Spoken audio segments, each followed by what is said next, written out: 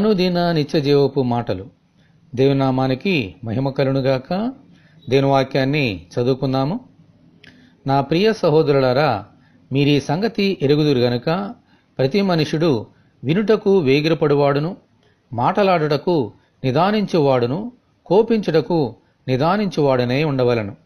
యాకోబు రాసిన పత్రిక 1వ అధ్యాయము 19వ వచనం.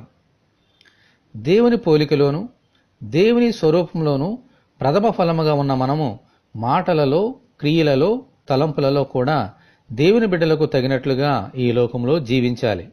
అందుచేత దేవుని వాక్యమును వినుటకు వేగిరపడాలి.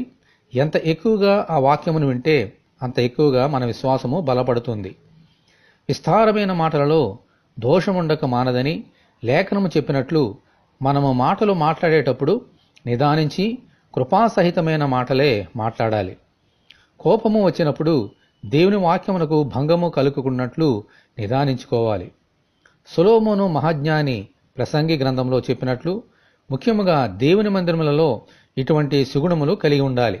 దేవునికి స్తోత్రము కలుగునుగాక. ఆమేన్. ఇటువంటి కృప కొరకు మనమందరము దేవుని ప్రార్థన చేసుకుందాము. కనికరమును దయగల మాటలను పలికిన ప్రభువా, మీకు వందనములు. మీ వాక్యము వినుటయందు వేగిరము, మాట్లాడటయందును కోపించటయందును నిదానము కలిగి మీ కుమారులుగాను కుమార్తెలుగాను ప్రథమ ఫలముగా ఈ లోకములో జీవించినట్లు అనుగ్రహించమని, ఈ వాక్యం వింటున్న నీ బిడ్డలందరినీ అలాగున దీవించమని ప్రభువైన యేసుక్రీస్తు ద్వారా ప్రార్థన చేయుచున్నాము తండ్రి. ఆమేన్.